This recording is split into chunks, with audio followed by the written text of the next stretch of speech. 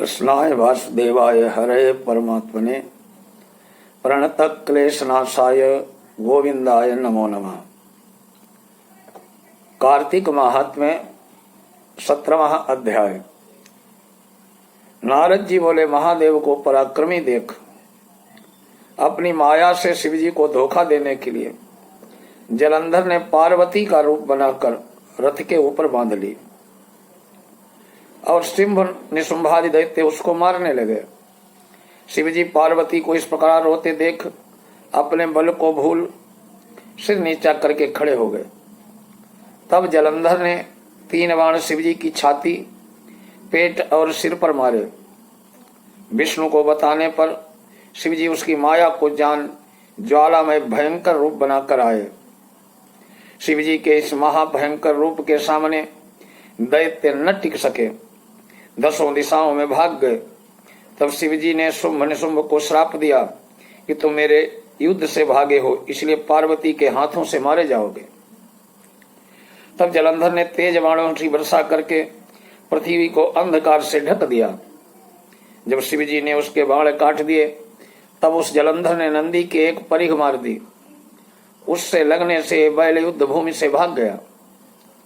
तब शिवजी ने अति क्रोधित हो भयंकर रूप धारण कर सूर्य के समान चमकता सुदर्शन चक्र चला दिया। वो चक्र पृथ्वी व आकाश को प्रकाशित करता हुआ जलंधर के सिर को काट पृथ्वी पर गिर पड़ा। रथ से उसका शरीर पृथ्वी पर गिर गया। उसके शरीर से तेज निकलकर रुद्र में समा गया। वृंदा के शरीर का तेज गौरी के शरीर में समा गया।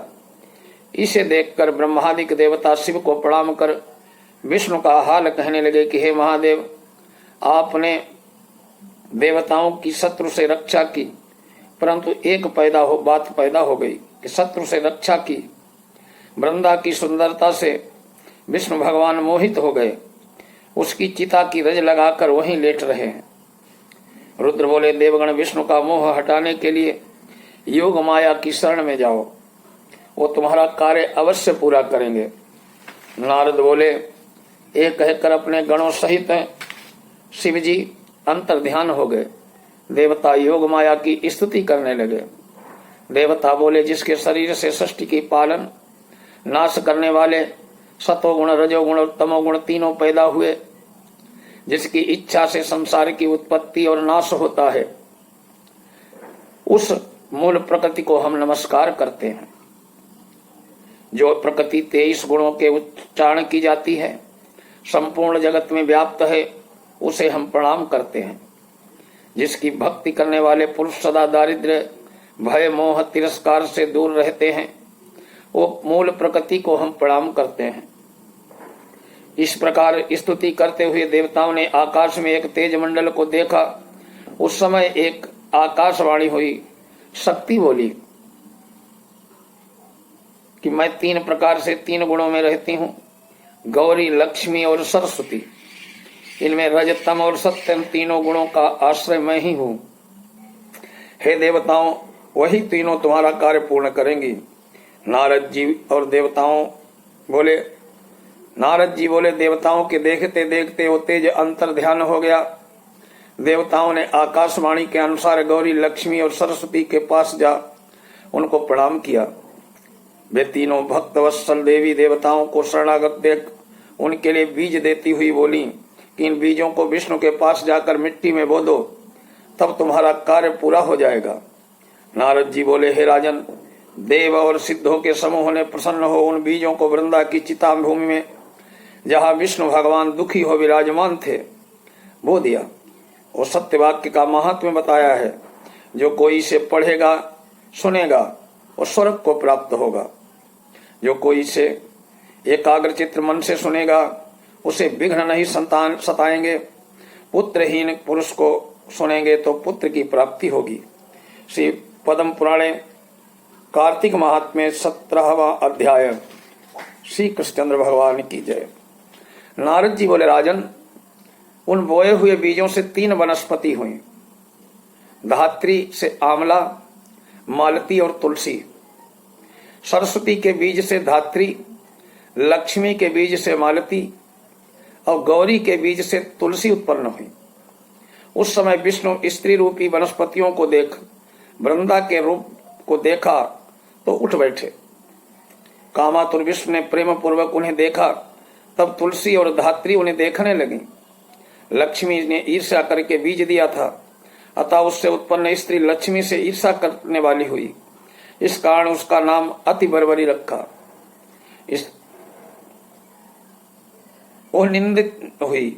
धात्री और तुलसी विष्णु को प्रीति देने वाली हुई। विष्णु जी अपना दुख भूल देवताओं का साथ ले वैकुंठ में पधारे। इस कारण कार्तिक में व्रत और उद्यापन में तुलसी के पास विष्णु का पूजन होता है। तुलसी का वृक्ष सब पापों को हरने वाला, कामों को पूर्ण करने वाला है। जहाँ तुलसी होता है वहाँ यमदूत नहीं आते हैं, न वे लोग यमराज के दर्शन करते हैं। नर्मदा का दर्शन, गंगा का स्नान और तुलसी के वृक्ष लगाने और पालने से, पानी देने, दर्शन करने, स्पर्श करने से मनुष्य की वाणी, मन और काम से के पाप जला देते हैं। जो तुलसी की मंजरियों को विष्णु और शिव की पूजा करता है वो गर्भ में नहीं आता है, मुक्ति को प्राप्त हो जाता है। पुष्कर जैसा तीर्थ, गंगा जैसी नदी, वासुदेव जैसे देवता तुलसी दल में निवास करते हैं। तुलसी के जड़ की रज लगाकर प्राणों को त्याग करने वाला पापों से मुक्त हो विष्णु के समीप जाता है। तुलसी की लकड़ी धारण करने से पाप स्पर्श नहीं करते। हे राजन, तुलसी की छाया में किया गया श्राद्ध अक्षय होता है, अतः वहीं पिंड देना चाहिए। और आंवले की छाया में पिंडदान से नरक से भी पितरों की मुक्ति हो जाती है। आंवले का फल, तुलसी और द्वारिका की रज शरीर में लगाने वाला जीवन मुक्त हो जाता है। आंवले व तुलसी दल मिले जल से स्नान से गंगा जल के स्नान का फल मिलता है। तीर्थ, मुनि और देवता कार्तिक मास में तुला राशि के सूर्य में आंवले के वृक्ष में निवास करते हैं। जो मनुष्य द्वादशी को तुलसी, कार्तिक मास में आंवले के फल तोड़ता है वो नरक को जाता है।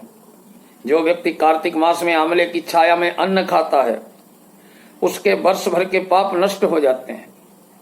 आंवले के नीचे विष्णु की पूजा करने से पूरे क्षेत्रों में विष्णु पूजा का फल मिलता है। विष्णु की महिमा की ही भांति तुलसी और आंवले का महात्म्य भी ब्रह्मा भी नहीं कह सकते। आंवले और तुलसी के जन्म की कथा भक्ति से सुनने और सुनाने से मनुष्य निष्पाप हो जाता है। पूर्वजों सहित विमान में बैठकर स्वर्ग को प्राप्त होता है।